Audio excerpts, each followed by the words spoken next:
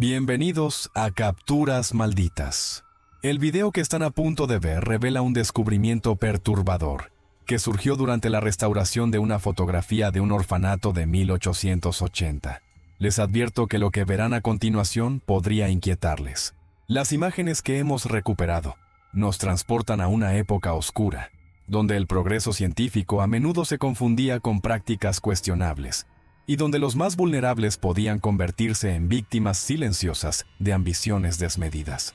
Todo comenzó hace 3 meses, cuando recibí un correo electrónico de Miguel Salgado, un restaurador fotográfico especializado en daguerrotipos y fotografías del siglo XIX. Miguel había adquirido un lote de fotografías antiguas en una subasta de bienes abandonados en Valladolid. Entre las imágenes, destacaba una fotografía de gran formato que mostraba el orfanato Santa Isabel, una institución que funcionó entre 1867 y 1902 en las afueras de Toledo. La fotografía era notable por su tamaño y por el estado deteriorado en que se encontraba. El proceso de colodión húmedo utilizado en aquella época había sufrido los estragos del tiempo, mostrando manchas, decoloración y zonas completamente ennegrecidas. Sin embargo, lo que podía distinguirse era la fachada imponente del edificio, con sus 3 plantas de piedra gris y sus ventanas simétricas, algunas de las cuales reflejaban extraños destellos que Miguel atribuyó inicialmente a daños en la emulsión fotográfica. El colodión húmedo, para quienes no estén familiarizados, era un proceso fotográfico dominante en aquella época, inventado por Frederick Scott Archer en 1851. Requería que la placa de vidrio fuera recubierta, sensibilizada, expuesta y revelada, mientras la emulsión seguía húmeda, lo que daba a los fotógrafos apenas unos minutos para completar todo el proceso. Esta técnica permitía un nivel de detalle asombroso, pero también hacía que las placas fueran extremadamente sensibles a condiciones ambientales y a contaminantes químicos. Miguel es un perfeccionista y decidió aplicar las técnicas más avanzadas de restauración digital para recuperar los detalles perdidos de la imagen. Utilizando programas especializados, comenzó a trabajar en las zonas más dañadas. Fue durante este proceso meticuloso cuando notó algo extraño en una de las ventanas del 3er piso. Al principio pensé que era solo una mancha o un defecto del revelado original, me explicó Miguel en su mensaje. Pero cuando aumenté el contraste y apliqué filtros de nitidez, pude distinguir claramente una figura humana observando desde el interior. Lo perturbador no era la presencia en sí, sino la posición innatural de la figura y lo que parecía sostener en sus manos. En nuestro mundo actual, estamos acostumbrados a fotografías perfectas, captadas en fracciones de segundo con nuestros dispositivos digitales. Pero en 1880, una fotografía era un evento casi solemne. El equipo era voluminoso, los tiempos de exposición largos y cada placa fotográfica un pequeño tesoro de química y luz. La idea de que alguien pudiera aparecer accidentalmente en una imagen era prácticamente imposible. Cada presencia era deliberada, cada posición calculada para compensar los largos minutos de quietud necesarios. Miguel adjuntó a su correo la imagen restaurada, marcando la ventana en cuestión. Lo que vi me dejó sin aliento. En la ventana superior derecha se distinguía claramente la silueta de un hombre alto y delgado, vestido con lo que parecía ser un traje negro formal, típico de la época victoriana. Sus brazos estaban extendidos frente a él, y en sus manos sostenía lo que, tras varios aumentos, pudimos identificar como un par de tijeras quirúrgicas de gran tamaño. Pero eso no era lo más perturbador. A sus pies, apenas visible por el ángulo de la ventana, se adivinaba una forma pequeña e inmóvil. El contraste entre la formalidad de la imagen exterior del orfanato, con su arquitectura sobria y simétrica propia de las instituciones benéficas de la época, y aquel detalle siniestro que había permanecido oculto durante casi un siglo y medio, resultaba profundamente inquietante. Era como si la fotografía hubiera capturado no solo un momento, sino también un secreto destinado a permanecer en las sombras. Intrigado por este descubrimiento, contacté con Miguel y decidimos investigar más a fondo la historia del orfanato Santa Isabel. Los registros históricos eran escasos, pero encontramos información en los archivos municipales de Toledo y en algunos periódicos de la época digitalizados recientemente. El orfanato Santa Isabel fue fundado en 1867 por el padre Tomás Herrera, un sacerdote que había dedicado su vida a ayudar a los niños abandonados. Con fondos de varias familias adineradas de la región, el padre Herrera construyó lo que para la época era una institución modelo. El edificio, diseñado por el arquitecto Francisco Mora, contaba con dormitorios espaciosos, un comedor amplio, una enfermería y hasta un pequeño teatro donde los niños realizaban representaciones para los benefactores que visitaban regularmente el lugar. La España de finales del siglo XIX era un país de contrastes profundos. Mientras las clases privilegiadas disfrutaban de una vida de refinamiento y comodidades, las clases populares sufrían pobreza extrema, epidemias frecuentes y altas tasas de mortalidad infantil. Los orfanatos, como el Santa Isabel, representaban para muchos niños la única alternativa a una muerte segura en las calles. Sin embargo, estas instituciones a menudo operaban con escasa supervisión estatal y bajo regímenes disciplinarios que hoy consideraríamos abusivos. Sin embargo, a medida que profundizábamos en nuestra investigación, comenzamos a encontrar indicios de que no todo era tan idílico como parecía. En un periódico local de 1879, encontramos una breve noticia sobre la misteriosa muerte de un niño en el orfanato. El artículo, apenas un párrafo, mencionaba que las autoridades habían determinado que se trataba de un lamentable accidente, sin proporcionar más detalles. Luego, en 1880, el mismo año en que se tomó la fotografía, encontramos 3 noticias más sobre niños que habían enfermado repentinamente y fallecido en el orfanato. Las autoridades locales y el médico del pueblo, el doctor Alfonso Mendoza, atribuyeron estas muertes a un brote de difteria, una enfermedad común y mortal en aquella época.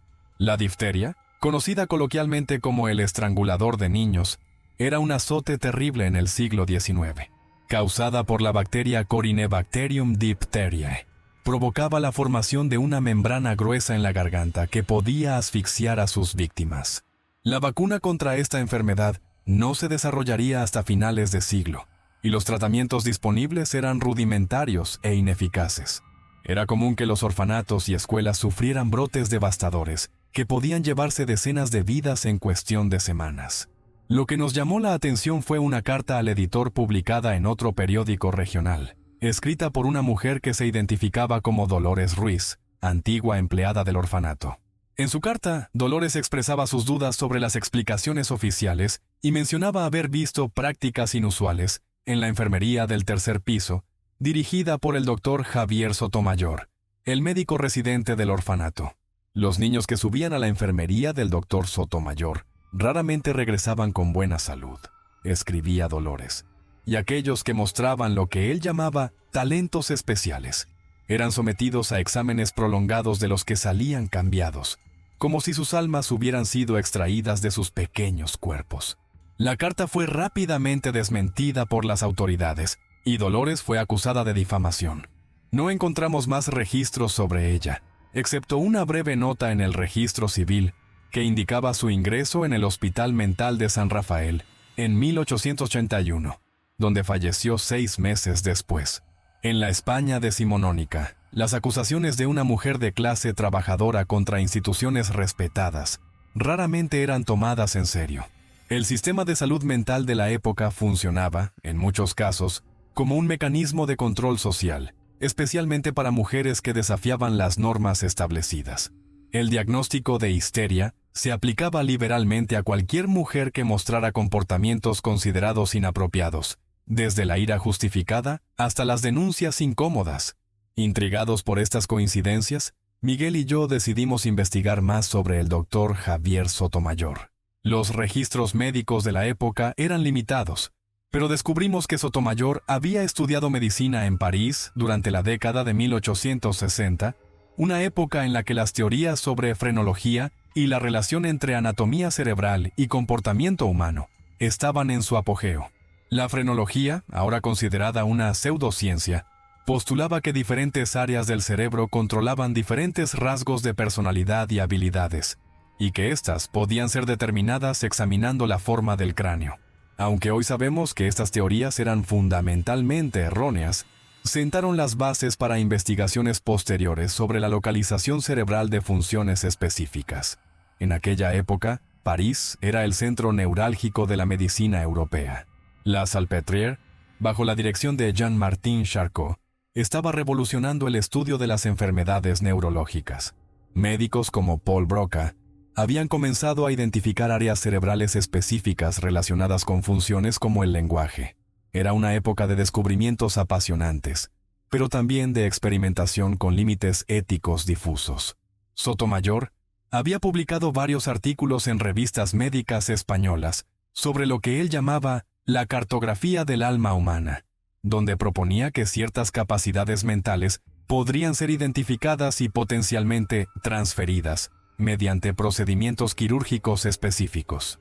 Sus teorías fueron consideradas demasiado radicales incluso para la época y fueron ampliamente rechazadas por la comunidad médica. Entre sus escritos más controversiales, encontramos un tratado titulado Sobre la materialidad del genio y su posible trasplante, publicado en 1877, en una oscura revista médica que tuvo escasa circulación. En él, Sotomayor argumentaba que las habilidades excepcionales no eran producto de una chispa divina o de un don inmaterial, sino de configuraciones específicas del tejido cerebral que, en teoría, podrían ser identificadas, aisladas y transferidas de un individuo a otro mediante lo que él denominaba injertos neurales. La comunidad médica de la época desdeñó estas teorías como fantasías pseudocientíficas, pero algunos círculos más radicales mostraron interés en sus propuestas.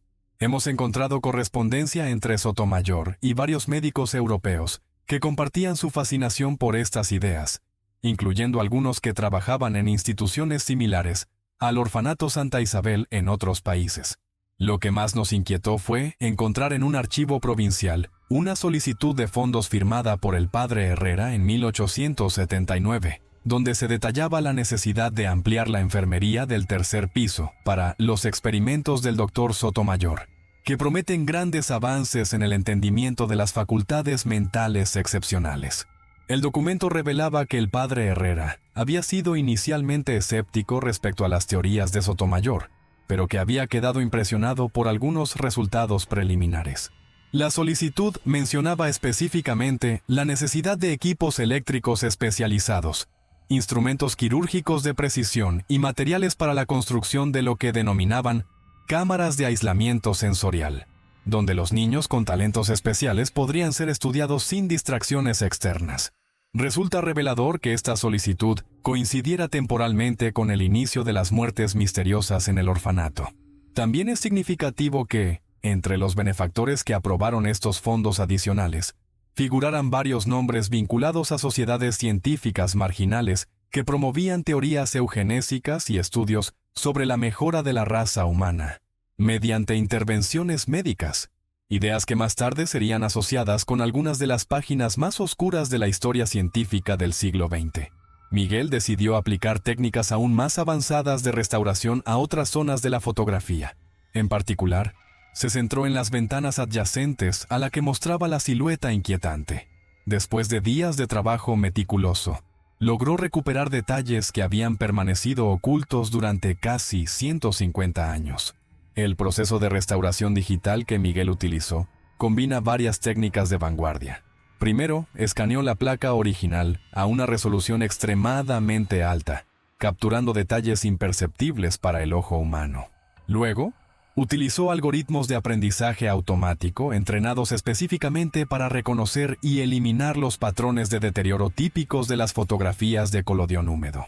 A continuación, aplicó técnicas de mejora de contraste adaptativo, que permiten recuperar detalles en áreas subexpuestas o sobreexpuestas sin distorsionar el resto de la imagen. Finalmente, utilizó filtros de deconvolución para contrarrestar el desenfoque original causado por las limitaciones ópticas de las cámaras de la época.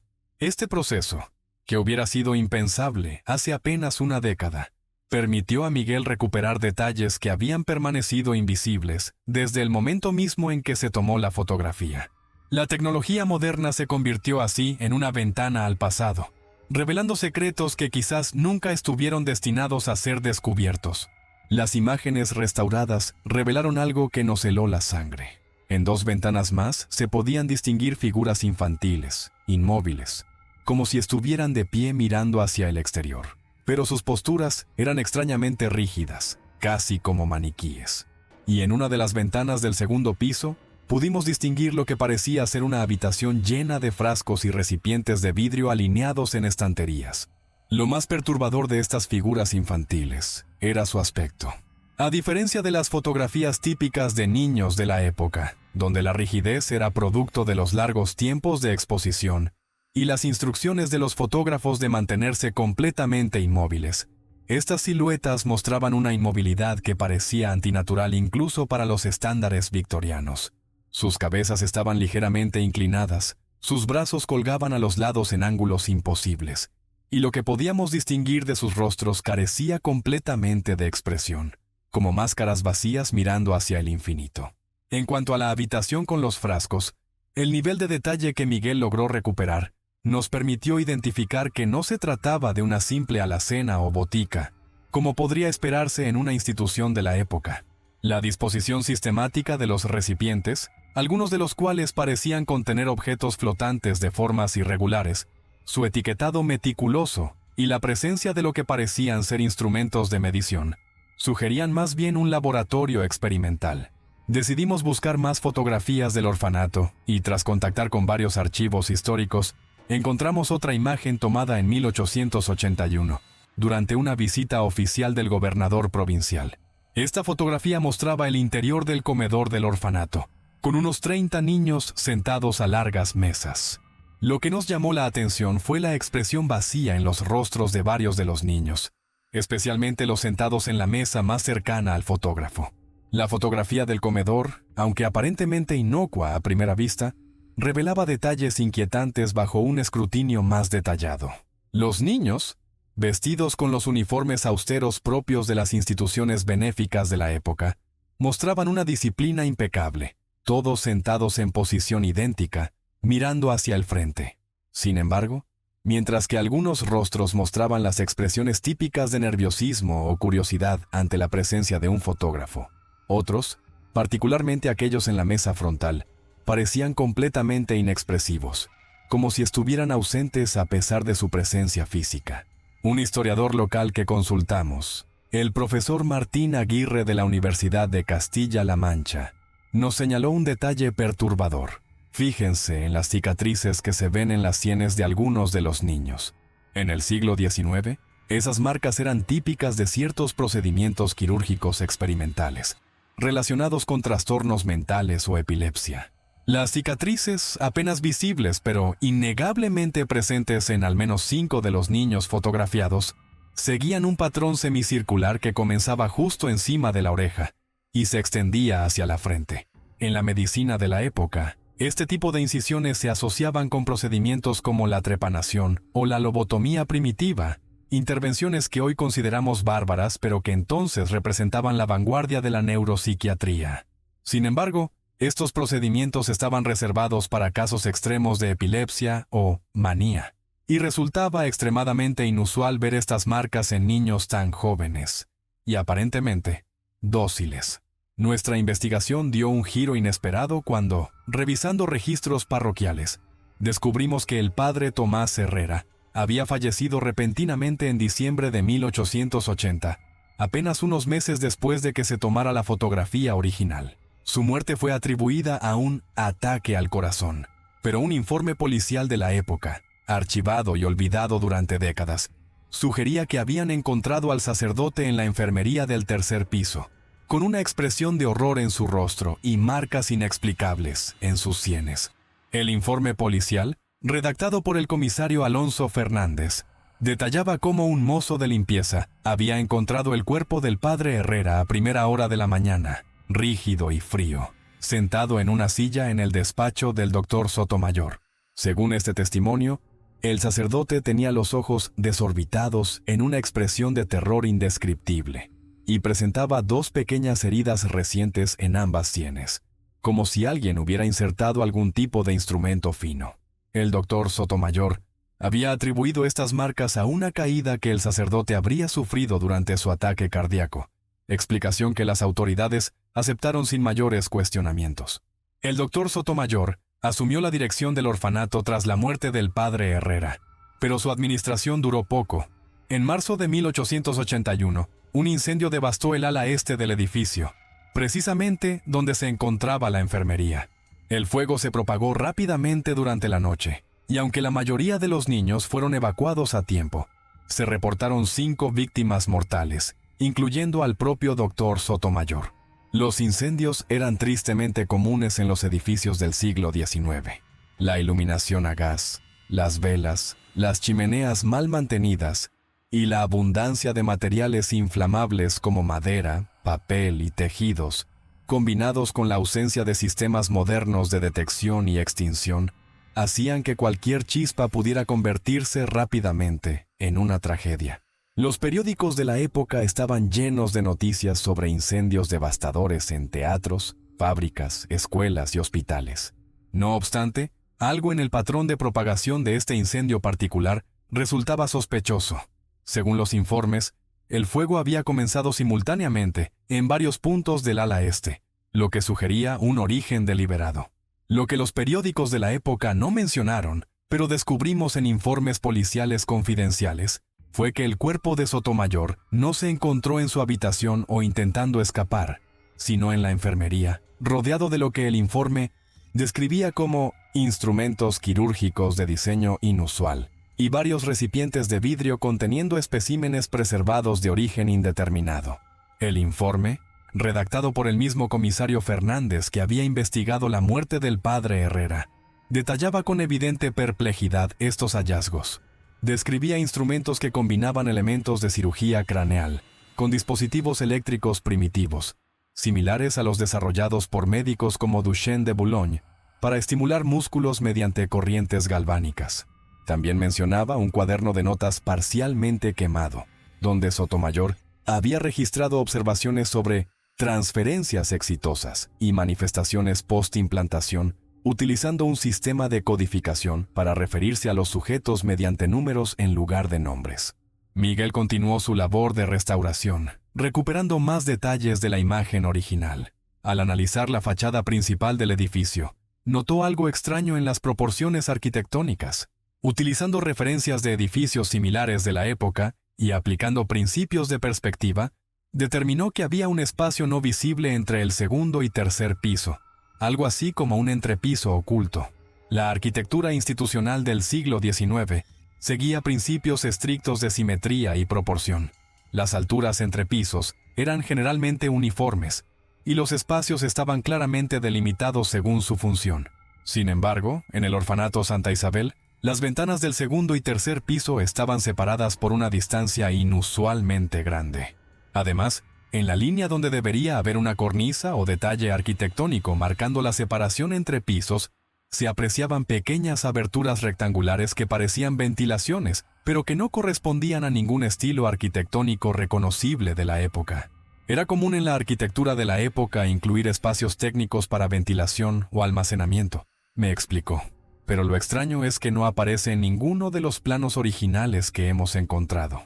Los planos originales del orfanato Santa Isabel, conservados en el Archivo Municipal de Toledo, mostraban un diseño convencional de 3 plantas, con espacios claramente delimitados para dormitorios, aulas, comedor, enfermería y zonas administrativas. No había ninguna indicación de un entrepiso o espacio técnico significativo. Sin embargo, una comparación detallada entre estos planos y la fotografía restaurada revelaba discrepancias evidentes, como si el edificio construido hubiera incorporado modificaciones sustanciales no documentadas oficialmente. Intrigados por este descubrimiento, contactamos con un arquitecto especializado en restauración de edificios históricos. Tras estudiar los planos y la fotografía restaurada, confirmó la existencia de este espacio oculto y sugirió que podría haber sido añadido después de la construcción original, posiblemente durante las renovaciones mencionadas en la solicitud de fondos de 1879. El arquitecto, el doctor Ramón Martínez, de la Universidad Politécnica de Madrid, señaló que la incorporación de un espacio adicional entre pisos existentes representaba una modificación estructural significativa que habría requerido un esfuerzo y financiación considerables. Este tipo de alteración no se hace a la ligera, explicó.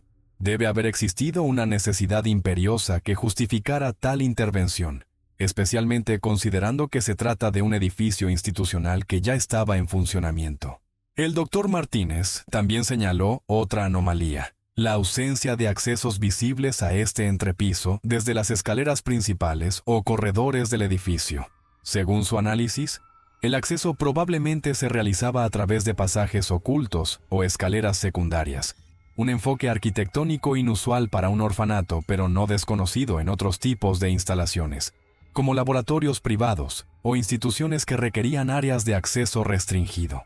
Para nuestra sorpresa, descubrimos que el edificio original del orfanato Santa Isabel seguía en pie, aunque abandonado desde los años 50 del siglo XX, cuando dejó de funcionar como institución pública. Ubicado en una finca privada a las afueras de Toledo, el edificio había sido declarado Patrimonio Histórico, pero los fondos para su restauración nunca llegaron y permanecía en estado de deterioro avanzado. La supervivencia del edificio hasta nuestros días representaba una oportunidad única de confirmar nuestras teorías sobre el terreno. Sin embargo, su estado de abandono también implicaba desafíos significativos: el deterioro estructural, la posible presencia de materiales peligrosos como amianto o plomo, comunes en construcciones de la época, y las décadas de vandalismo y saqueos habrían borrado muchas de las evidencias que buscábamos. No obstante, algunos elementos arquitectónicos fundamentales, como la distribución de los espacios, los grosores de muros y entrepisos, y ciertos detalles constructivos, podrían haber sobrevivido y proporcionar información valiosa. Además, existía la posibilidad de que algunos espacios ocultos o sellados, durante modificaciones posteriores, hubieran permanecido intactos, preservando evidencias que de otro modo se habrían perdido. Después de obtener los permisos necesarios, organizamos una visita al edificio acompañados por el arquitecto y un historiador local. El estado del lugar era desolador: techos derrumbados, paredes cubiertas de grafitis y pisos inestables. Sin embargo, la estructura básica se mantenía, y pudimos identificar las habitaciones principales que aparecían en la fotografía. Nuestro recorrido por el edificio abandonado fue una experiencia sobrecogadora. El tiempo había sido inmisericorde con lo que una vez fue una institución prestigiosa. Las elegantes molduras de yeso se desmoronaban. Las majestuosas escaleras de mármol estaban agrietadas y desportilladas, y la humedad había deformado los suelos de madera hasta hacerlos casi irreconocibles. Sin embargo, la estructura principal se mantenía sorprendentemente intacta, como si el edificio se resistiera a desaparecer completamente, a llevarse consigo los secretos que guardaba.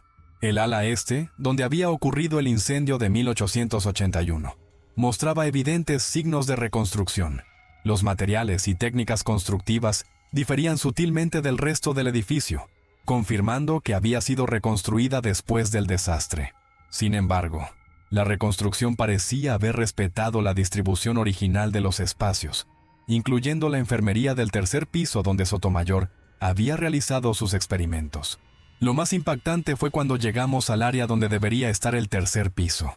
Gran parte había colapsado debido al incendio de 1881 y décadas de abandono, pero algunas secciones permanecían accesibles. Siguiendo los cálculos del arquitecto, localizamos el área donde debería estar el espacio oculto. La confirmación de la existencia del entrepiso fue un momento revelador. Entre el segundo y tercer piso convencionales, encontramos efectivamente un espacio adicional, con una altura aproximada de 2 metros, suficiente para permitir el movimiento de personas, pero no tan amplio como para ser considerado un piso completo.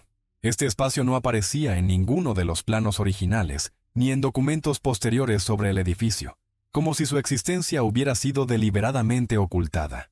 El acceso a este entrepiso no se realizaba a través de las escaleras principales, sino mediante un pasaje oculto tras un panel móvil, en lo que había sido el despacho de Sotomayor. El mecanismo, aunque oxidado e inoperante, mostraba un diseño ingenioso que permitía que el panel pareciera parte integral de la pared cuando estaba cerrado. Un sistema de contrapesos facilitaba su movimiento a pesar de su peso considerable, evidenciando una planificación cuidadosa en su diseño e instalación. Efectivamente, encontramos una serie de habitaciones que no aparecían en los planos originales. El acceso era a través de una puerta disimulada en lo que habría sido la enfermería principal. Las habitaciones estaban prácticamente vacías, salvo por algunos muebles deteriorados y lo que parecían ser restos de equipamiento médico antiguo. La disposición de estas habitaciones revelaba un propósito claramente definido. Un pasillo central conectaba una serie de pequeñas celdas individuales, cada una con apenas espacio suficiente para una cama estrecha y un pequeño escritorio. Las puertas de estas celdas mostraban evidencias de haber contado con cerraduras exteriores y pequeñas ventanillas de observación, características propias de espacios diseñados para confinar y vigilar a sus ocupantes, no para su comodidad o bienestar. Lo más perturbador eran las modificaciones estructurales específicas que encontramos en algunas de estas celdas. Ranuras en las paredes que parecían diseñadas para sujetar dispositivos de inmovilización.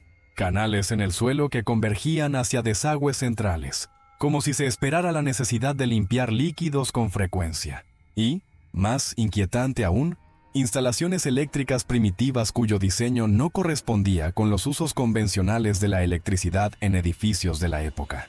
En una de las habitaciones más pequeñas, nuestro arquitecto notó algo extraño en una de las paredes.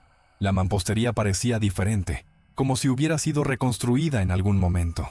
Después de examinarla detenidamente, determinó que era probable que hubiera un espacio detrás. La pared en cuestión presentaba sutiles diferencias en la textura y color del mortero utilizado entre los ladrillos, un indicador clásico de modificaciones posteriores a la construcción original. Además, la disposición de los ladrillos mostraba un patrón ligeramente diferente al resto de muros del edificio, algo que un ojo no entrenado difícilmente notaría pero que resultaba evidente para un profesional con experiencia en restauración arquitectónica. Otra señal reveladora era la acústica. Al golpear suavemente la pared, producía un sonido hueco en ciertas secciones, sugiriendo la existencia de un espacio vacío detrás. Finalmente, pequeñas corrientes de aire que se filtraban por grietas casi imperceptibles confirmaron que efectivamente había algo más allá de lo que parecía ser un muro sólido. Con extrema precaución y respetando las normativas de patrimonio histórico, realizamos una pequeña apertura en la pared. Lo que encontramos detrás nos dejó sin palabras. Una pequeña cámara sellada que había permanecido intacta desde el incendio de 1881. El proceso de apertura fue meticuloso. Utilizando herramientas especializadas para minimizar el daño a la estructura histórica, creamos un acceso de aproximadamente 50 centímetros. El aire que escapó al abrir este orificio tenía un olor acre y antiguo, como si no hubiera circulado en más de un siglo. Cuando introdujimos una linterna por la abertura, lo que iluminó nos dejó momentáneamente paralizados. El interior de la cámara estaba sorprendentemente bien conservado, protegido de los elementos y del paso del tiempo. Contenía estanterías con decenas de frascos de vidrio, cuadernos encuadernados en cuero y varios instrumentos quirúrgicos de diseño extraño.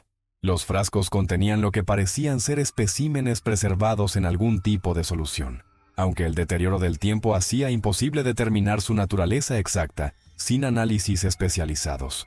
La preservación de este espacio resultaba casi milagrosa. El sellado había sido tan efectivo que ni la humedad ni los animales habían podido penetrar.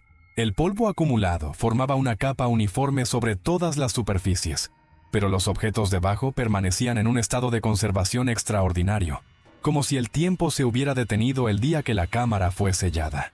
Las estanterías estaban organizadas meticulosamente, con etiquetas numeradas en cada frasco. Los instrumentos quirúrgicos, fabricados en acero y latón, mostraban diseños que combinaban elementos reconocibles de la cirugía del siglo XIX, con modificaciones únicas cuyo propósito resultaba difícil de determinar a simple vista. Algunos presentaban puntas extremadamente finas, casi como agujas, mientras que otros tenían formas curvas y articulaciones complejas que sugerían un uso muy especializado. Los cuadernos resultaron ser los diarios y notas de investigación del Dr. Sotomayor. Escritos en una mezcla de español, francés y latín, detallaban sus experimentos y teorías. Aunque el estado de conservación era variable y muchas páginas resultaban ilegibles, lo que pudimos descifrar era profundamente perturbador. Los diarios abarcaban un periodo de casi 15 años, desde sus primeros experimentos en París hasta sus últimos días en el orfanato. Las entradas más antiguas describían disecciones convencionales de cerebros animales y observaciones sobre la respuesta de diferentes áreas cerebrales a la estimulación eléctrica, siguiendo metodologías similares a las utilizadas por investigadores respetados de la época. Sin embargo, con el paso de los años, sus notas mostraban una deriva hacia teorías cada vez más heterodoxas y métodos progresivamente más cuestionables. Un punto de inflexión parecía haber ocurrido durante su estancia en Viena en 1873, donde había conocido a un médico que trabajaba con niños considerados idiotas savants, individuos con discapacidades mentales significativas, pero habilidades excepcionales en áreas específicas como cálculo, memoria o música. Las observaciones de este médico sobre posibles localizaciones cerebrales de estas habilidades habían inspirado a Sotomayor a desarrollar sus propias teorías sobre la geografía del genio.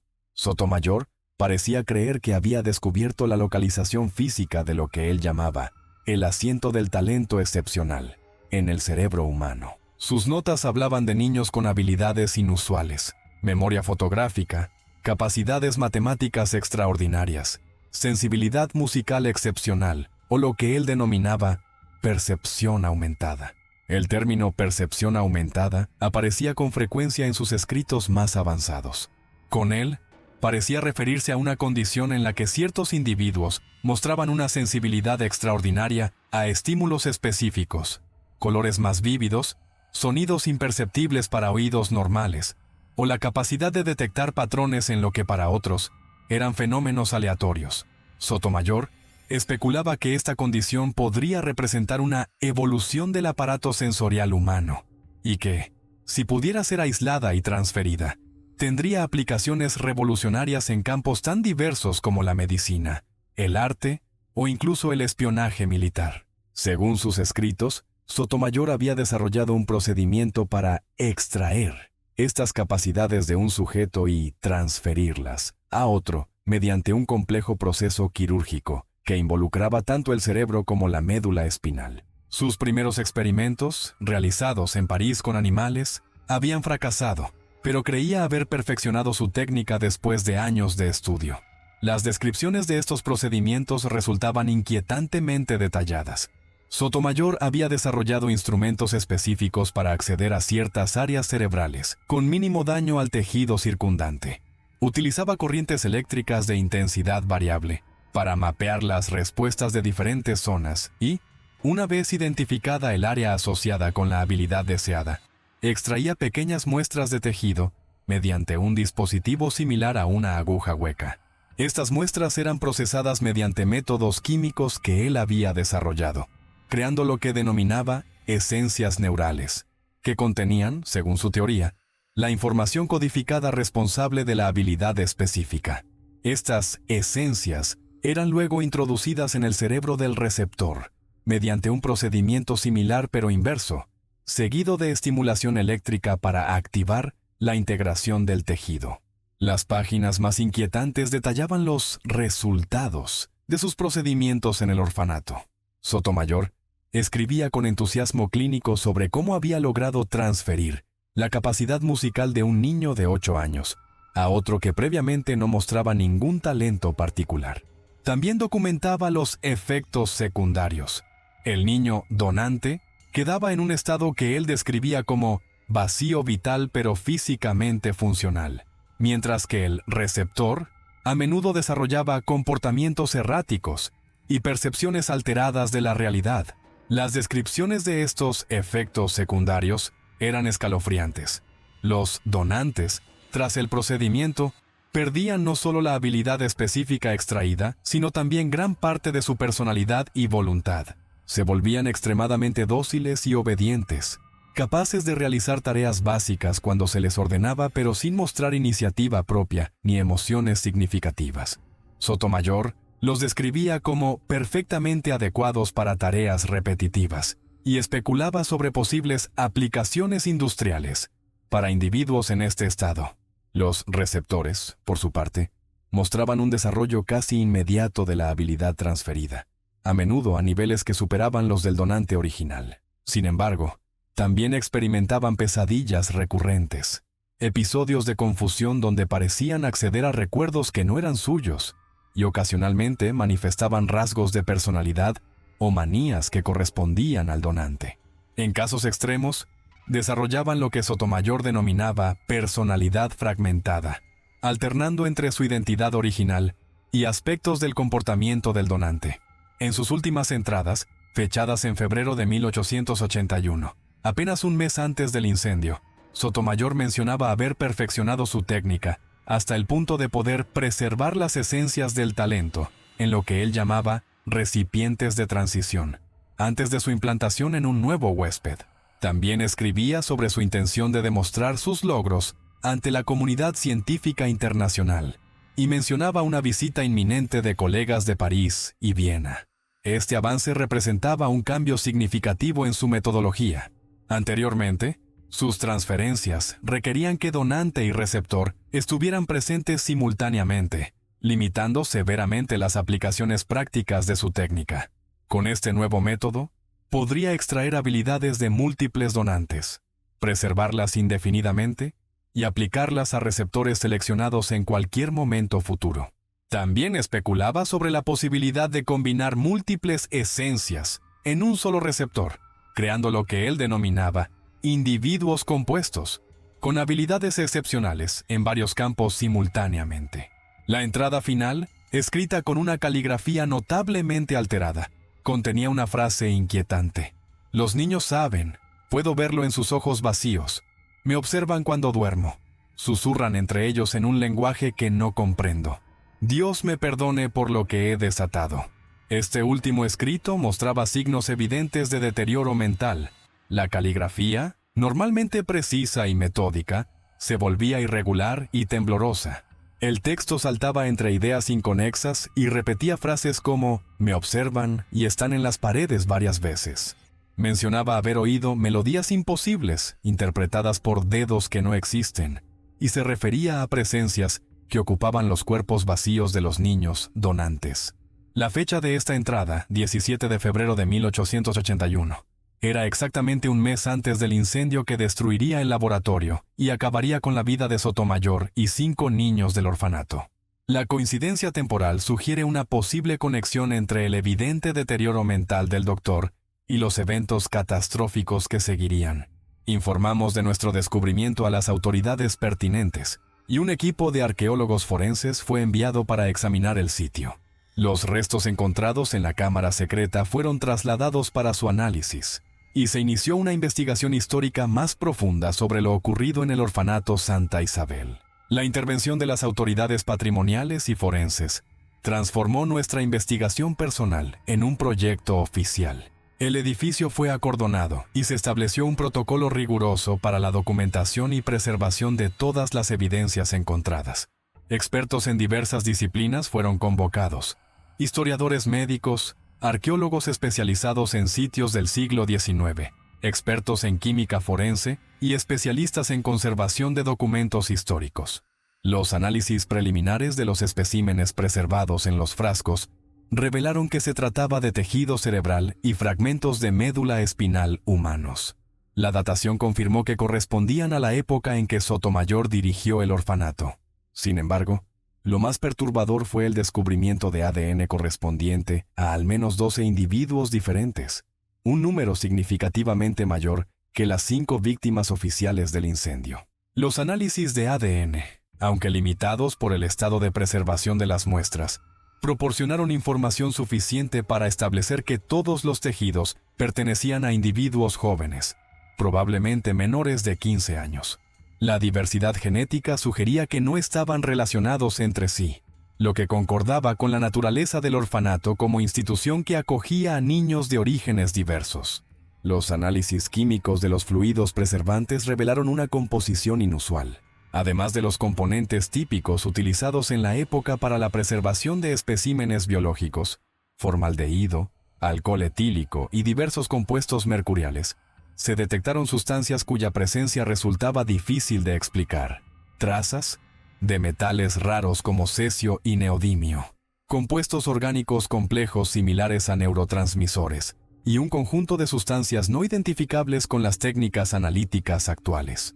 Un experto en neuroquímica histórica sugirió que estas sustancias podrían representar intentos primitivos de preservar no solo la estructura física del tejido cerebral, sino también su actividad electroquímica, un concepto que habría sido revolucionario para la época, pero que se alineaba con las teorías expresadas en los diarios de Sotomayor.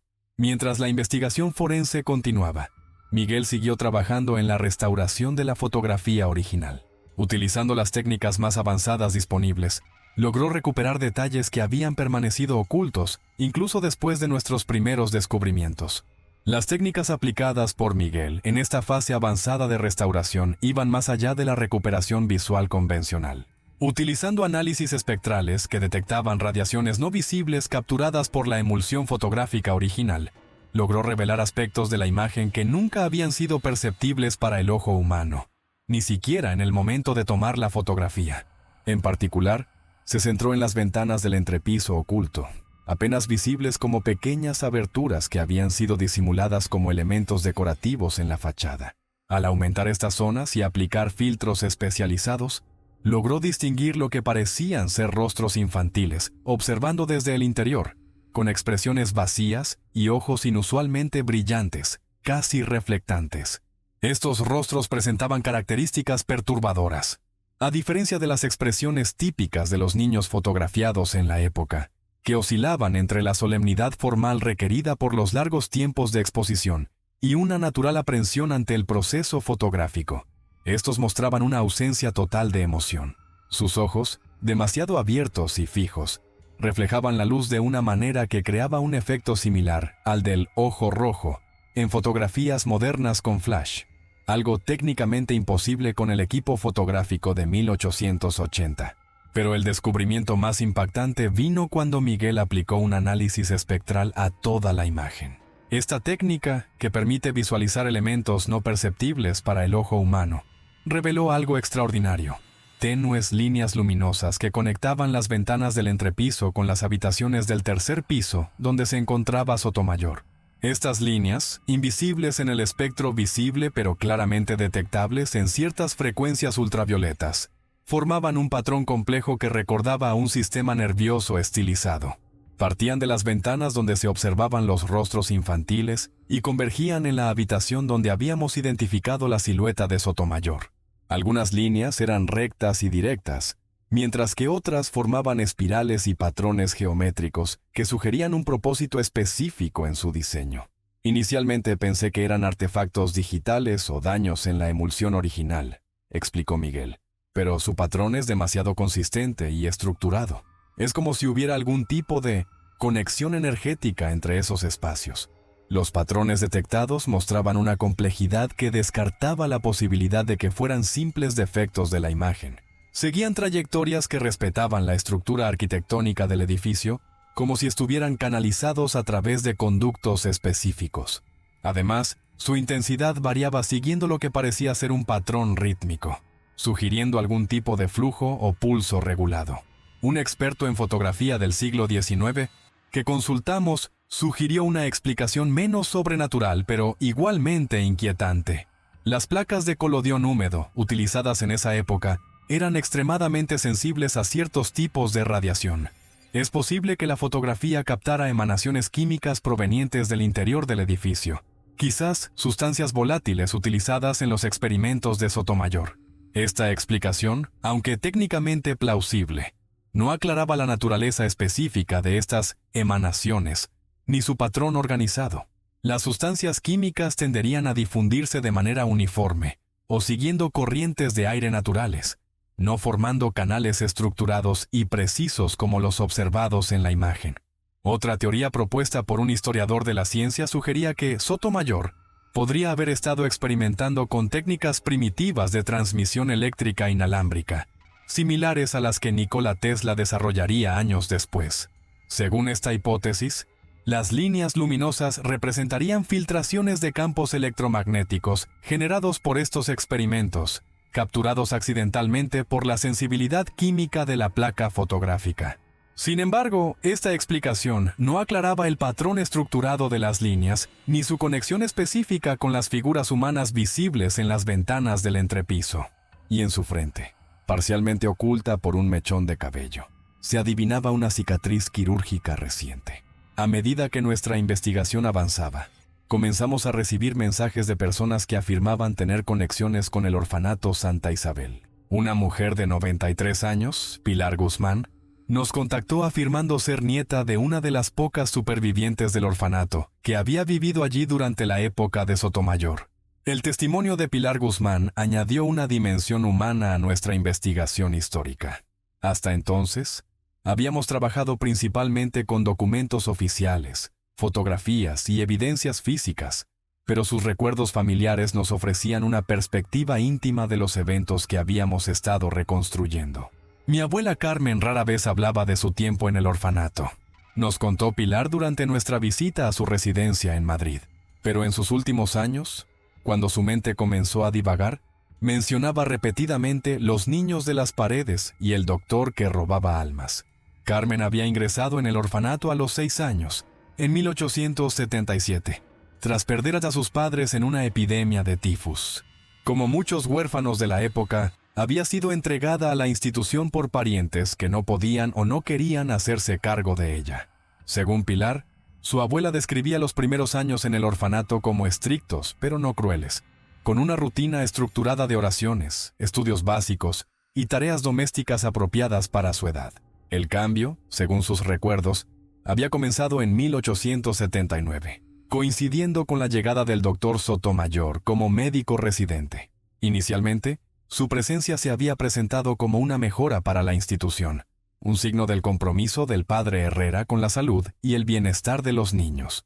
Sotomayor había implementado exámenes médicos regulares y había mejorado significativamente las condiciones higiénicas del orfanato, reduciendo la incidencia de enfermedades comunes. Según Pilar, su abuela describía cómo algunos niños eran llevados a la enfermería y regresaban como cáscaras vacías, moviéndose y respirando pero sin nada dentro. También hablaba de ruidos extraños que provenían de las paredes durante la noche, como si algo se arrastrara entre los pisos. Carmen había sido seleccionada para uno de estos exámenes especiales, después de que Sotomayor descubriera su habilidad para memorizar largos pasajes de texto tras una sola lectura, un talento que había impresionado a sus maestros.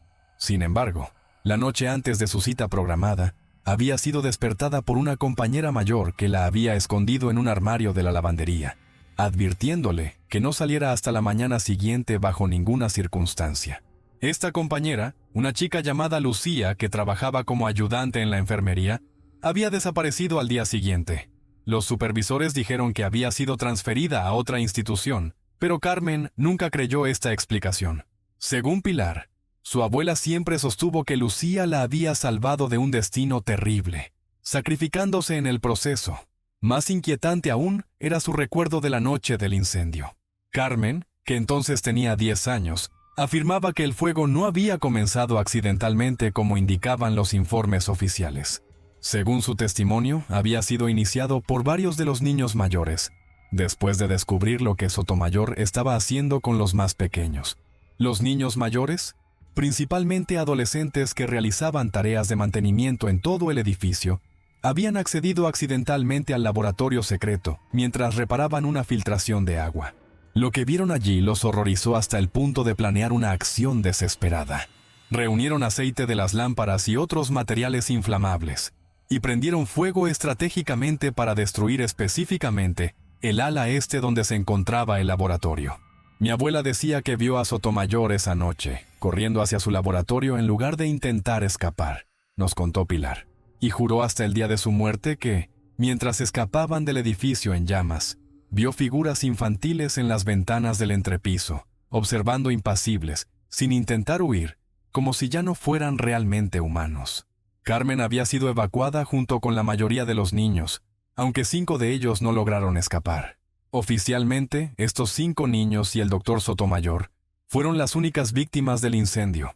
Sin embargo, según Carmen, varios de los niños vacíos, como ella los llamaba, nunca fueron contabilizados oficialmente. Nadie sabía exactamente cuántos de ellos había, ya que se mantenían aislados en el entrepiso, y por tanto, nadie notó su ausencia después del desastre. Carmen había sido adoptada poco después por una familia de Madrid y nunca regresó a Toledo. Según Pilar, su abuela mantuvo correspondencia con algunos de los otros supervivientes durante años, y todos compartían recuerdos similares, aunque rara vez los discutían abiertamente por temor a ser considerados locos. Entre los efectos personales que Pilar conservaba de su abuela, encontramos un pequeño diario escrito en la década de 1920, cuando Carmen era ya una mujer adulta. En él describía pesadillas recurrentes en las que se encontraba de nuevo en el orfanato, caminando por pasillos interminables mientras escuchaba el llanto silencioso de los niños atrapados en las paredes. Un pasaje particularmente perturbador mencionaba: «A veces, cuando me miro al espejo, veo algo detrás de mis ojos que no soy yo, algo que Sotomayor puso allí, o quizás algo que dejaron los niños de las paredes. Puedo sentirlo moviéndose, observando, esperando, y me pregunto si todos llevamos algo así dentro, invisible pero presente, aguardando el momento de despertar». Estas descripciones, aunque podrían atribuirse a traumas infantiles procesados a través de pesadillas y recuerdos distorsionados, mostraban paralelismos inquietantes con algunos de los fenómenos que habíamos documentado en nuestra investigación, particularmente con las personalidades fragmentadas que Sotomayor describía en sus notas como efecto secundario en los receptores de sus transferencias. Mientras tanto, los análisis forenses de los materiales encontrados en la cámara oculta continuaban revelando detalles inquietantes. Los instrumentos quirúrgicos recuperados incluían diseños que no correspondían a ningún procedimiento médico conocido de la época.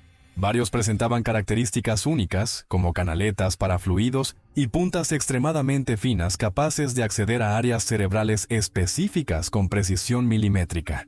Uno de los instrumentos más intrigantes era lo que parecía ser una combinación de trepanador y dispositivo de inyección.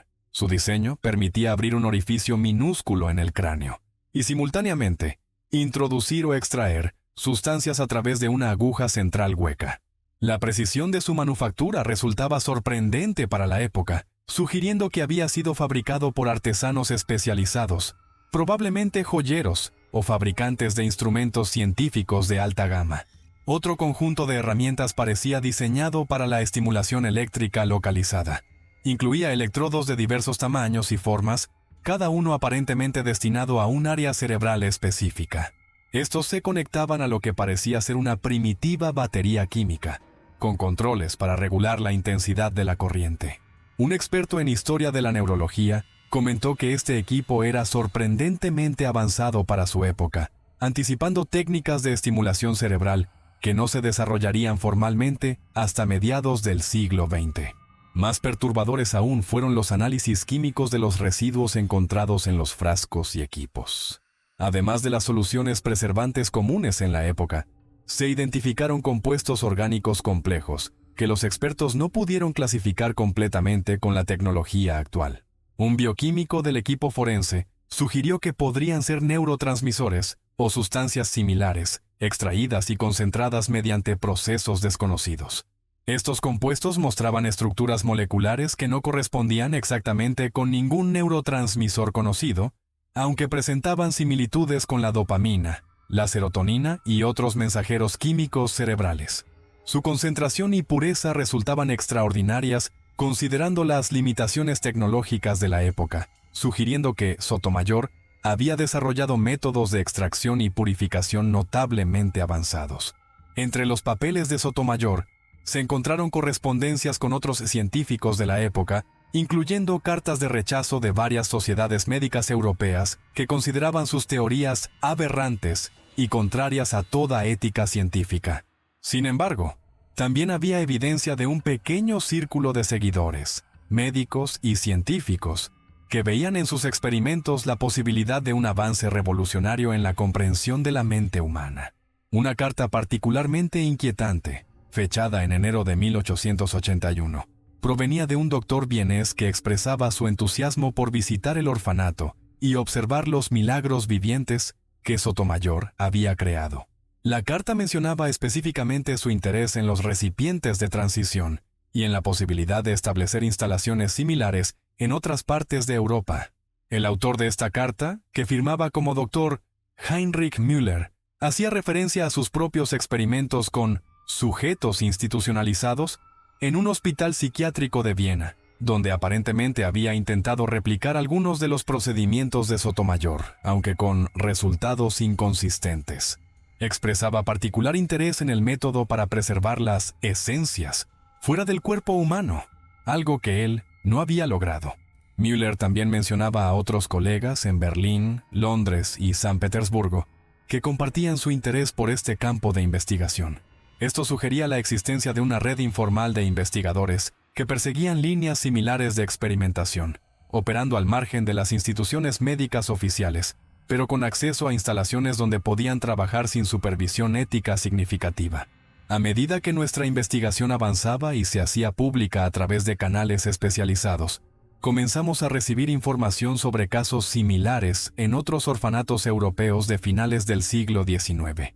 Un historiador médico de la Universidad de Heidelberg nos contactó con documentos sobre un establecimiento similar en Baviera, clausurado en 1885 tras denuncias de experimentación no autorizada con los huérfanos. Este caso bávaro presentaba paralelismos inquietantes con el orfanato Santa Isabel. También había sido fundado como una institución modelo por un clérigo respetado. Había contratado a un médico con formación en París y Viena, y había sufrido un incendio devastador que destruyó gran parte de sus registros y evidencias. Los pocos documentos sobrevivientes mencionaban tratamientos experimentales para la idiocia y la epilepsia, y hacían referencia a niños que mostraban transformaciones notables tras dichos tratamientos. Otro caso similar fue documentado en un hospicio de Milán, donde un médico llamado Gabriele Fiorini había realizado experimentos de transferencia de habilidades entre 1875 y 1882. Fiorini había publicado un único artículo críptico sobre sus resultados en una oscura revista médica, antes de desaparecer repentinamente de los registros históricos. El hospicio había sido convertido en hospital militar durante la Primera Guerra Mundial y posteriormente demolido, borrando cualquier evidencia física que pudiera haber permanecido. Un patrón inquietante comenzó a emerger. Instituciones aparentemente respetables, dirigidas por figuras religiosas o filantrópicas, que colaboraban secretamente con médicos interesados en teorías neurológicas radicales. En la mayoría de los casos, estas instituciones habían sufrido incendios u otros desastres que habían destruido gran parte de la evidencia, dejando solo rumores y testimonios fragmentados. Esta confluencia de casos similares sugería la posibilidad de una colaboración coordinada entre estos investigadores, quizás inspirados por teorías comunes desarrolladas en los círculos médicos marginales de las grandes capitales europeas. El periodo entre 1870 y 1890 había sido una época de rápido avance en la comprensión del sistema nervioso, pero también de teorías especulativas que a menudo cruzaban la línea hacia lo pseudocientífico o lo abiertamente no ético. Mientras tanto, Miguel continuaba su trabajo de restauración en otras fotografías del orfanato que habíamos logrado localizar. Una imagen particularmente reveladora mostraba a un grupo de niños en lo que parecía ser una clase de música. Al aplicar técnicas de restauración avanzada, Miguel notó algo extraño. Varios de los niños mostraban el mismo patrón de cicatrices en las sienes que habíamos observado en la fotografía del comedor. La fotografía, tomada aproximadamente en 1880 según la datación de expertos, mostraba a unos 15 niños dispuestos en semicírculo alrededor de un hombre adulto que sostenía un violín. Los niños, de edades comprendidas entre los 8 y los 12 años aproximadamente, sostenían diversos instrumentos musicales: violines, flautas, un pequeño violonchelo e incluso lo que parecía ser un clavicordio en el fondo. Lo que llamó la atención de Miguel fueron las similitudes físicas entre varios de los niños. A pesar de sus evidentes diferencias de origen étnico y complexión, todos mostraban la misma mirada vacía y ligeramente desenfocada, como si su atención estuviera dirigida hacia algún punto más allá del fotógrafo. Y en al menos 7 de ellos, se podían distinguir claramente cicatrices semicirculares idénticas en las sienes, parcialmente ocultas por el cabello pero visibles bajo el escrutinio detallado de las técnicas de restauración. Pero lo más perturbador fue lo que descubrió al analizar la imagen del profesor de música. Ampliando su rostro y mejorando la nitidez, pudimos distinguir claramente que sus ojos tenían un brillo inusual, similar al que habíamos observado en las figuras infantiles de las ventanas del entrepiso. y en su frente, parcialmente oculta por un mechón de cabello, se adivinaba una cicatriz quirúrgica reciente. Esta cicatriz presentaba un patrón diferente a las observadas en los niños. En lugar de la forma semicircular, mostraba un diseño más complejo, casi como una estrella irregular, con múltiples incisiones que parecían converger en un punto central. Un experto en cirugía histórica que consultamos sugirió que este patrón podría corresponder a múltiples intervenciones en la misma área, como si se hubieran realizado varias operaciones superpuestas a lo largo de un periodo relativamente corto. Los registros del orfanato identificaban a este hombre como Emilio Vega, contratado como profesor de música en 1880. Investigando su pasado, descubrimos que antes de llegar al orfanato no tenía ninguna formación musical conocida. De hecho, había sido un simple carpintero sin educación formal. Los registros laborales de Toledo confirmaban que Emilio Vega había trabajado como aprendiz y luego oficial carpintero en un taller local entre 1870 y 1879. Sus empleadores lo describían como un trabajador diligente, pero sin habilidades excepcionales, y ciertamente sin ninguna inclinación artística conocida. No había evidencia de que hubiera recibido educación musical formal, ni de que tocara ningún instrumento antes de su contratación en el orfanato. Sin embargo, después de su tiempo en el orfanato Santa Isabel, Vega desarrolló una carrera musical notable, componiendo obras complejas que sorprendieron a la sociedad toledana de la época. Un crítico musical de 1882 escribió sobre él: «El señor Vega parece poseer el genio combinado de 10 maestros, con un estilo que abarca desde la precisión matemática hasta la emotividad más profunda, como si múltiples almas habitaran en sus composiciones». Las partituras de Vega que han sobrevivido muestran una diversidad estilística sorprendente. Algunas piezas presentan estructuras matemáticamente precisas que recuerdan a Bach, otras muestran la emotividad romántica de Chopin, y algunas incluyen innovaciones armónicas que anticipan desarrollos musicales posteriores. Esta variedad no representaba una evolución natural de su estilo, como sería típico en un compositor que desarrolla su voz a lo largo del tiempo, sino que aparecían simultáneamente, como si realmente provinieran de diferentes mentes creativas.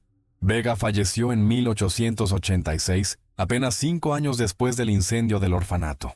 La causa oficial de su muerte fue colapso nervioso, pero un informe médico confidencial que logramos localizar mencionaba comportamiento errático, alucinaciones auditivas persistentes y la convicción del paciente de escuchar voces infantiles interpretando sus composiciones dentro de su cabeza. Los últimos meses de su vida los pasó internado en el mismo hospital mental de San Rafael, donde había fallecido Dolores Ruiz, la empleada que había denunciado las prácticas del doctor Sotomayor. Según los registros médicos, Vega alternaba entre periodos de brillantez creativa, durante los cuales componía piezas musicales complejas a un ritmo frenético, y episodios de profunda confusión en los que parecía perder completamente su identidad, refiriéndose a sí mismo con diferentes nombres y hablando en voces que los médicos describían como infantiles. Un detalle particularmente perturbador era que, durante estos episodios, Vega a veces cantaba melodías que describía como canciones de los niños de las paredes, composiciones extrañas y disonantes que los médicos encontraban profundamente inquietantes. Uno de ellos escribió: «Estas melodías parecen diseñadas para provocar una respuesta nerviosa específica en el oyente, casi como si fueran fórmulas matemáticas traducidas a música con el propósito de alterar el funcionamiento normal del cerebro». La investigación forense en el edificio abandonado continuaba revelando evidencias inquietantes. Excavaciones en el área del entrepiso oculto descubrieron pequeños espacios, casi como celdas, donde aparentemente se mantenía a algunos niños. Las marcas en las paredes sugerían que habían estado equipadas con sistemas de contención y dispositivos de monitorización primitivos. Estas celdas, 8 en total, medían aproximadamente 2 por 3 metros cada una. El espacio era apenas lo suficiente para una pequeña cama, un lavabo rudimentario y un escritorio estrecho fijado a la pared. Las puertas mostraban evidencias de múltiples cerraduras exteriores y pequeñas ventanillas de observación reforzadas con barrotes. En las paredes, a diferentes alturas, se podían observar argollas metálicas incrustadas en la mampostería, aparentemente diseñadas para fijar algún tipo de restricción. Lo más perturbador eran los grabados y marcas encontrados en algunas de las paredes. En una celda, alguien había tallado meticulosamente lo que parecía ser una partitura musical, pero con notaciones no convencionales y símbolos desconocidos intercalados entre las notas. En otra, se habían dibujado diagramas matemáticos complejos, ecuaciones y lo que parecían ser representaciones abstractas de redes neuronales, conceptos que no serían formalizados científicamente hasta muchas décadas después. Más perturbador aún fue el descubrimiento de un sistema de conductos que conectaba estas celdas con el laboratorio principal de Sotomayor. Los conductos, demasiado pequeños para el paso de un adulto, parecían diseñados para transportar algo entre los espacios. Análisis de residuos en su interior revelaron trazas de los mismos compuestos orgánicos no identificados encontrados en los frascos del laboratorio.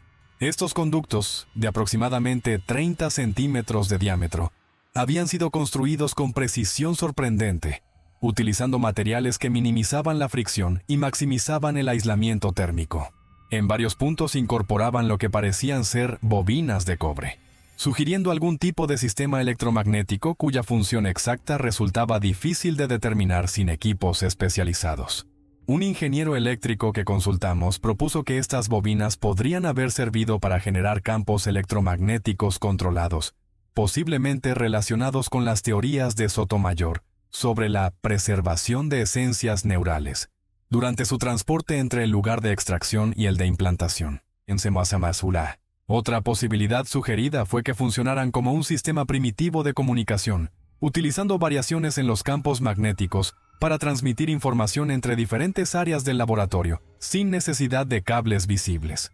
A estas alturas, nuestra investigación había atraído la atención de especialistas en varios campos. Un neuropsiquiatra que examinó las notas de Sotomayor sugirió que sus teorías, aunque expresadas en el lenguaje pseudocientífico de la época, mostraban un entendimiento sorprendentemente avanzado de la localización cerebral de ciertas funciones cognitivas.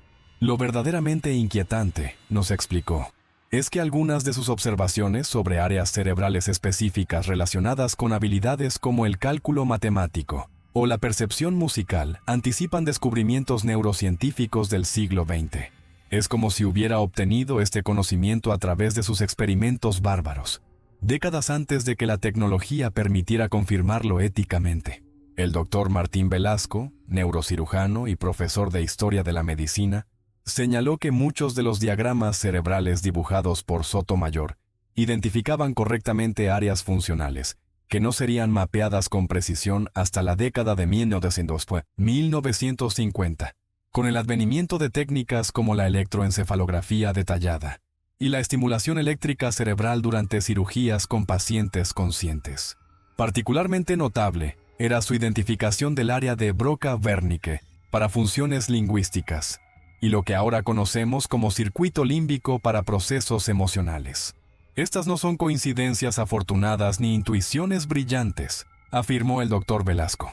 Este nivel de precisión anatómica solo pudo obtenerse mediante observación directa y experimentación sistemática. La pregunta inquietante es, ¿cuántos cerebros tuvo que examinar y bajo qué condiciones para adquirir este conocimiento? Pomopa, un especialista en historia de la fotografía, planteó otra teoría sobre las extrañas líneas luminosas que aparecían en la imagen restaurada. Según él, las primeras fotografías a veces captaban fenómenos electromagnéticos de forma accidental, especialmente cuando había equipos eléctricos en funcionamiento cerca. Sabemos que Sotomayor utilizaba equipos eléctricos rudimentarios en sus experimentos, basados en los diseños de la época para estimulación neurológica, explicó. Es posible que la fotografía captara campos electromagnéticos generados por estos equipos, especialmente si estaban activos en el momento de la exposición. La doctora Elena Montero, experta en historia de la fotografía científica, señaló que el colodión húmedo era particularmente sensible a radiaciones electromagnéticas y otras formas de energía que quedaban fuera del espectro visible. Citó casos documentados de placas fotográficas de la época que habían captado accidentalmente emisiones de rayos X años antes del descubrimiento oficial de Röntgen, simplemente por estar almacenadas cerca de materiales radiactivos naturales como el radio. Es concebible, sugirió, que si Sotomayor estaba generando campos electromagnéticos intensos como parte de sus experimentos de transferencia, estos pudieran haber sido registrados por la emulsión fotográfica, como esas líneas luminosas que observamos en la imagen restaurada. Esta explicación parecía plausible, hasta que Miguel descubrió algo en otra fotografía del orfanato tomada 6 meses después del incendio, durante las obras de reconstrucción. Aunque el ala este había sido destruida y Sotomayor había fallecido, las mismas líneas luminosas seguían visibles, conectando las ventanas del entrepiso, ahora parcialmente derruido, con otras áreas del edificio. Este descubrimiento planteaba preguntas inquietantes. Si las líneas luminosas eran simplemente el resultado de equipos eléctricos en funcionamiento, ¿cómo podían seguir presentes meses después de que dichos equipos hubieran sido destruidos en el incendio? Y si representaban algún tipo de fenómeno físico persistente, ¿cuál era su naturaleza y por qué permanecía activo después de la muerte de Sotomayor y la destrucción de su laboratorio? Una teoría alternativa, propuesta por un físico especializado en fenómenos electromagnéticos no convencionales, sugería que ciertas estructuras metálicas, si se configuraban en patrones geométricos específicos y se sometían a corrientes eléctricas de alta intensidad, podían mantener campos residuales durante periodos prolongados, especialmente si estaban incorporadas en materiales con propiedades magnéticas naturales, como ciertos tipos de piedra caliza rica en hierro, común en la región de Toledo. Es concebible, explicó, que Sotomayor hubiera integrado estructuras metálicas en las paredes y conductos del edificio, creando efectivamente un circuito gigante diseñado para generar y mantener campos electromagnéticos específicos, incluso después de que la fuente original de energía se interrumpiera.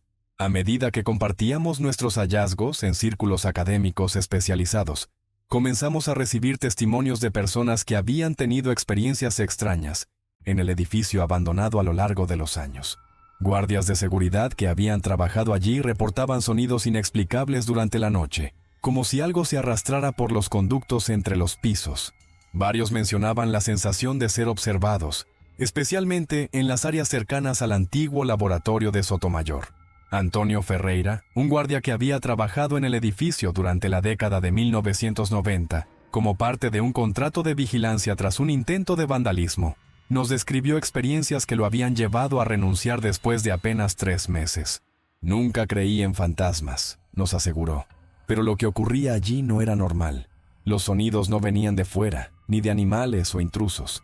Venían de las paredes mismas, como susurros o cánticos muy lejanos. Y a veces, durante mis rondas nocturnas, sentía como si me siguieran, pero cuando me daba la vuelta no había nadie, solo esas ventanas vacías, mirando. Ferreira también mencionó un fenómeno que había experimentado en varias ocasiones. Al pasar cerca del área donde había estado el laboratorio de Sotomayor, sentía repentinos dolores de cabeza acompañados de lo que describía como melodías que surgían directamente dentro de mi cerebro, no en mis oídos. Estas melodías, según recordaba, eran extrañamente estructuradas y repetitivas, casi como instrucciones codificadas en música. Un equipo de restauración que había trabajado brevemente en el edificio en los años 90, había abandonado el proyecto después de que varios miembros experimentaran lo que describían como pesadillas compartidas, en las que niños con ojos vacíos les hablaban en un lenguaje incomprensible.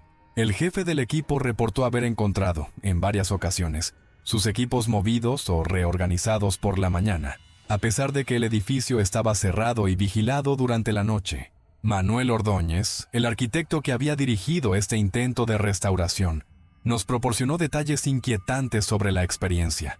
Inicialmente atribuimos las pesadillas al estrés y las largas horas de trabajo, explicó. Pero cuando nos dimos cuenta de que todos soñábamos con los mismos niños, con las mismas cicatrices en las sienes y las mismas voces monótonas que repetían frases como «vivimos en los muros» y «él nos dividió pero seguimos aquí», supimos que algo no estaba bien. Según Ordóñez, el incidente que finalmente llevó a la suspensión del proyecto ocurrió cuando uno de los trabajadores, mientras examinaba una sección del entrepiso, sufrió lo que inicialmente parecía ser un ataque epiléptico. Pero no era epilepsia, insistió. Sus convulsiones seguían un patrón rítmico, casi como si estuviera ejecutando movimientos deliberados pero descoordinados. Y mientras convulsionaba, cantaba. Cantaba con la voz de un niño, una melodía antigua que luego identificamos como una canción de cuna popular en la región de Toledo durante el siglo XIX. Cuando se recuperó, no recordaba nada, pero desarrolló repentinamente una habilidad para el dibujo técnico que nunca antes había mostrado. Más inquietante aún fue el testimonio de un fotógrafo que había documentado el estado del edificio para una posible subvención de restauración en 2010. Al revelar sus fotografías, notó figuras borrosas en varias ventanas que no había visto durante la sesión. Cuando intentó regresar para investigar, sufrió un inexplicable ataque de pánico al acercarse al edificio y tuvo que ser hospitalizado. Ricardo Méndez, fotógrafo profesional especializado en arquitectura histórica, nos mostró las imágenes en cuestión. A primera vista, parecían fotografías convencionales de un edificio abandonado, capturando la decadencia atmosférica que tanto atrae a los aficionados al género. Sin embargo, al examinar detenidamente las ventanas del área que correspondía al antiguo entrepiso, se distinguían siluetas difusas que sugerían figuras infantiles, con un extraño efecto de desenfoque direccional, que daba la impresión de movimiento rápido, como si se hubieran apartado justo en el momento de la exposición.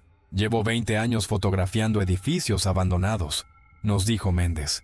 Conozco todos los trucos que la luz, el polvo y la imaginación pueden jugar. Esto era diferente. Estas figuras tienen masa, proyectan sombras consistentes con la dirección de la luz, y no estaban allí cuando tomé las fotos. Lo juraría por mi vida. Respecto a su ataque de pánico, Méndez describió una experiencia profundamente perturbadora. Cuando intenté regresar, empecé a escuchar voces infantiles cantando mientras me aproximaba al edificio. Al principio pensé que eran niños jugando en las cercanías, pero la melodía era extraña, disonante, como nada que hubiera escuchado antes. A medida que me acercaba, las voces se intensificaban, y comencé a sentir un dolor agudo en las sienes. Luego tuve la sensación abrumadora de que algo estaba intentando entrar en mi cabeza. No puedo describirlo mejor. Fue cuando entré en pánico y huí. Armados con todo este conocimiento, decidimos realizar una última visita al edificio, esta vez acompañados por un equipo multidisciplinar que incluía expertos en fenómenos paranormales, aunque nos aproximábamos al caso desde una perspectiva principalmente científica e histórica. Nuestro equipo para esta visita final incluía, además de Miguel y yo mismo, al Dr. Velasco, neurocirujano, la Dra. Montero, historiadora de la fotografía, el Dr. Ramírez, físico especializado en electromagnetismo, la Dra. López, psicóloga con experiencia en fenómenos de histeria colectiva, y el Padre Ignacio Mendoza, sacerdote e historiador de la Iglesia con conocimientos sobre casos de presuntos fenómenos paranormales asociados a edificios religiosos o institucionales. Durante esta visita, instalamos equipos de monitorización avanzada, incluyendo sensores electromagnéticos, cámaras térmicas y grabadoras de audio de alta sensibilidad. También llevamos la fotografía original restaurada, con la idea de recrear el ángulo exacto desde el que se había tomado en 1880. Los preparativos fueron meticulosos. Cada miembro del equipo llevaba dispositivos de registro independientes para minimizar el riesgo de fallos técnicos. Establecimos un protocolo de documentación riguroso, con grabaciones de vídeo continuas desde múltiples ángulos para capturar cualquier fenómeno que pudiera manifestarse. También instalamos sensores ambientales para registrar temperatura, campos electromagnéticos, radiaciones y composición del aire, buscando cualquier anomalía que pudiera explicar las experiencias reportadas por visitantes anteriores. Lo que sucedió durante esa noche final en el orfanato Santa Isabel desafía las explicaciones convencionales. Nuestros equipos registraron fluctuaciones electromagnéticas significativas, especialmente en las áreas correspondientes al entrepiso oculto y al antiguo laboratorio de Sotomayor. Las cámaras térmicas detectaron puntos fríos que se movían por los pasillos, a veces formando lo que parecían ser siluetas infantiles. Estas fluctuaciones electromagnéticas seguían patrones rítmicos que, según el Dr. Ramírez, no correspondían a ninguna interferencia natural o tecnológica conocida. Son casi como códigos, comentó mientras observaba las lecturas. Hay una estructura matemática aquí, algo deliberado. Al analizar posteriormente estos datos, descubrió que los patrones podían transcribirse como secuencias musicales, con frecuencias que correspondían a notas específicas en la escala occidental. Los puntos fríos detectados por las cámaras térmicas representaban anomalías importantes. En un edificio abandonado, es común encontrar variaciones de temperatura debido a corrientes de aire, diferencias en materiales constructivos o presencia de humedad. Sin embargo, lo que observamos eran descensos localizados de temperatura que se movían de manera aparentemente deliberada, manteniendo formas antropomórficas reconocibles y desplazándose contra las corrientes de aire naturales. En varios casos, estos puntos fríos se detenían frente a miembros de nuestro equipo, como si los estuvieran observando antes de continuar su recorrido. Las grabadoras de audio captaron sonidos difíciles de clasificar, susurros apenas perceptibles, un tintineo metálico similar al de instrumentos quirúrgicos, y en varias ocasiones, lo que sonaba como una melodía tarareada por voces infantiles distantes. Estos registros de audio fueron posteriormente analizados por expertos en acústica forense, quienes confirmaron que no podían atribuirse a fenómenos naturales como el viento pasando por grietas o el crujido de estructuras en expansión o contracción térmica. Los susurros, aunque demasiado débiles para discernir palabras concretas, mostraban las características acústicas del habla humana, específicamente voces infantiles. La melodía tarareada, según un musicólogo que la examinó, presentaba similitudes estructurales con las composiciones de Emilio Vega, el carpintero convertido en músico después de su tiempo en el orfanato. El momento más impactante se produjo cuando intentamos recrear la fotografía original. Al colocar la cámara en la posición aproximada desde donde se había tomado la imagen de 1880, nuestro fotógrafo reportó sentir un frío repentino y una presión en las sienes, como si algo intentara entrar. La cámara digital sufrió una serie de fallos técnicos inexplicables, y cuando finalmente logramos tomar algunas imágenes, estas mostraban distorsiones extrañas, especialmente alrededor de las ventanas del tercer piso. El fotógrafo, un profesional experimentado que había trabajado en condiciones extremas desde desiertos hasta glaciares, describió la sensación como completamente ajena a cualquier experiencia previa. Según su testimonio, la presión en las sienes iba acompañada de una especie de intrusión mental, como si pensamientos e imágenes que no eran suyos estuvieran siendo introducidos directamente en su conciencia. Vi fragmentos de procedimientos quirúrgicos, niños inmóviles con los ojos abiertos, instrumentos que nunca había visto antes. Y escuché voces, muchas voces infantiles superpuestas, todas recitando números y notas musicales, como si estuvieran repitiendo algún tipo de código o fórmula. La cámara, una DSLR profesional de última generación, experimentó fallos que los técnicos posteriormente calificaron como sin explicación según las especificaciones del fabricante. El sistema de autoenfoque oscilaba erráticamente, la exposición fluctuaba sin causa aparente, y la tarjeta de memoria registró errores de escritura múltiples. Más extraño aún, la batería completamente cargada se agotó en cuestión de minutos, algo imposible bajo uso normal. En una de las imágenes, parcialmente corrompida en el archivo digital pero recuperable, se podía distinguir claramente una figura alta y delgada, en la misma ventana donde habíamos visto a Sotomayor en la fotografía original, y a su alrededor, apenas visibles como manchas luminosas, lo que parecían ser pequeñas siluetas infantiles, flotando en el aire vacío donde una vez había estado el laboratorio, ahora destruido por el tiempo. La figura alta mantenía una postura idéntica a la de Sotomayor en la fotografía de 1880, con los brazos extendidos sosteniendo lo que parecían ser instrumentos quirúrgicos. Sin embargo, su forma era semitransparente, y a través de ella podían verse elementos del paisaje exterior. Las siluetas infantiles que la rodeaban mostraban un efecto similar de translucidez, pero con un fenómeno adicional. Parecían estar conectadas a la figura central por tenues líneas luminosas, recreando el mismo patrón que habíamos observado en la fotografía original restaurada. El padre Ignacio, visiblemente afectado por la experiencia, comentó: «En mis años estudiando fenómenos inexplicables asociados a lugares con historias traumáticas, nunca había presenciado algo así. Esto no es simplemente un eco del pasado, una especie de grabación energética de eventos traumáticos. Hay una inteligencia aquí, un propósito, como si estos seres, por falta de una mejor palabra, estuvieran intentando comunicar algo. Nuestra investigación sobre el orfanato Santa Isabel continúa. Los materiales recuperados de la cámara secreta están siendo analizados por laboratorios especializados. Los registros históricos y testimonios siguen llegando a medida que más personas conocen nuestra investigación. Y Miguel sigue trabajando en la restauración de otras fotografías relacionadas con el orfanato y con instituciones similares de la época. Los análisis más recientes de los compuestos químicos encontrados en el laboratorio han revelado propiedades inusuales que siguen desafiando la clasificación científica convencional.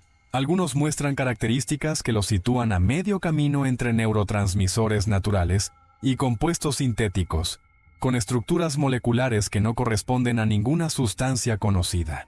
Más intrigante aún, ciertas muestras han mostrado actividad eléctrica espontánea cuando se exponen a campos magnéticos específicos, un fenómeno que los bioquímicos califican de extremadamente inusual para compuestos orgánicos preservados durante tanto tiempo.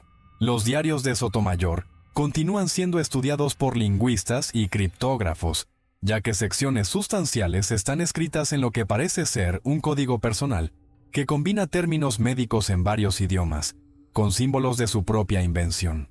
Los fragmentos descifrados hasta ahora sugieren que, hacia el final de su vida, Sotomayor había comenzado a temer que sus transferencias hubieran tenido consecuencias imprevistas, creando algún tipo de conciencia compuesta que existía independientemente de los cuerpos físicos de los niños utilizados en sus experimentos.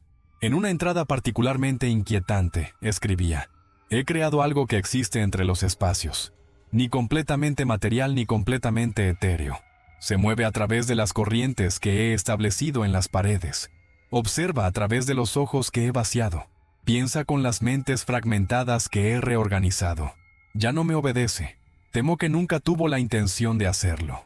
Lo que comenzó como un simple proyecto de restauración fotográfica ha destapado lo que podría ser uno de los casos más perturbadores de experimentación humana no documentada del siglo XIX.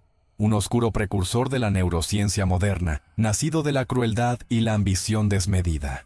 La fotografía original, ahora completamente restaurada, se ha convertido en una pieza central de una exposición sobre la historia oscura de la medicina experimental.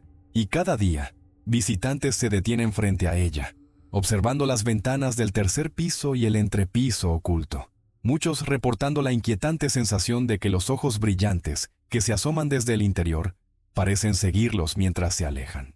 Un fenómeno recurrente, documentado por el personal de seguridad de la exposición, es que ciertos visitantes, particularmente niños y personas con formación musical o matemática, sienten una atracción inexplicable hacia la fotografía, permaneciendo frente a ella durante periodos inusualmente largos. Algunos han reportado posteriormente sueños vívidos en los que se encuentran en pasillos interminables, escuchando voces infantiles que cantan melodías estructuradas como ecuaciones. Más inquietante aún, varios de estos visitantes han desarrollado repentinamente habilidades que no poseían anteriormente: perfecta afinación musical, facilidad para cálculos complejos o memoria fotográfica. Algunos incluso juran escuchar, muy débilmente, como si viniera de muy lejos o de hace mucho tiempo, el susurro de voces infantiles cantando una melodía incompleta, interrumpida hace casi 150 años por el fuego purificador que intentó, sin éxito, borrar los horrores del orfanato Santa Isabel. Pero como hemos descubierto en nuestra investigación, hay cosas que ni el tiempo ni las llamas pueden destruir por completo. Y en algún lugar, entre las dimensiones de lo que fue y lo que pudo ser, quizás los niños del orfanato siguen esperando a que alguien escuche su historia, a que alguien mire más allá de la superficie deteriorada de una vieja fotografía y vea la verdad oculta durante tanto tiempo. El Dr. Velasco, que ha continuado estudiando los materiales recuperados, propuso recientemente una teoría inquietante. Lo que Sotomayor pudo haber creado accidentalmente, a través de sus bárbaros experimentos, es una forma de conciencia colectiva compuesta por fragmentos de las mentes de sus víctimas. Una entidad que existe en un estado liminal, ni completamente física ni completamente etérea, vinculada de alguna manera a la estructura del edificio y a las energías residuales de los procedimientos realizados allí. Si tal entidad existe, Es posible que esté intentando completar lo que considera su existencia interrumpida, buscando nuevas mentes con las que establecer conexiones. Esta teoría, aunque especulativa, podría explicar los numerosos casos de visitantes que experimentan fenómenos inusuales después de exponerse a la fotografía o al edificio mismo. No sería tanto una posesión, en el sentido sobrenatural tradicional, sino una forma de influencia neurológica a distancia, posibilitada por los campos electromagnéticos residuales y los compuestos químicos únicos que Sotomayor desarrolló en sus experimentos. Mientras nuestra investigación continúa, una cosa parece clara: el horror verdadero de esta historia no reside en lo sobrenatural, sino en la capacidad humana para la crueldad, en nombre del progreso científico. Los experimentos de Sotomayor, realizados en niños vulnerables sin voz ni defensa, representan uno de los muchos capítulos oscuros de la historia médica, que nos recuerdan la importancia crucial de la ética en la investigación científica. Y sin embargo, incluso en esta oscuridad, hay un elemento de advertencia pertinente para nuestra era actual. En un tiempo donde las fronteras entre mente y máquina se difuminan, donde la neurociencia avanza a pasos agigantados hacia la comprensión y potencial manipulación de la conciencia humana, la historia del orfanato Santa Isabel nos recuerda los peligros de perseguir el conocimiento sin restricciones éticas y el costo humano incalculable que puede resultar cuando la ambición científica eclipsa la compasión fundamental. Si les ha gustado este video, no olviden suscribirse a Capturas Malditas y activar la campana de notificaciones para no perderse nuestras próximas investigaciones. Y recuerden, a veces, las imágenes del pasado pueden revelar secretos que quizás hubiera sido mejor dejar enterrados en las sombras del tiempo.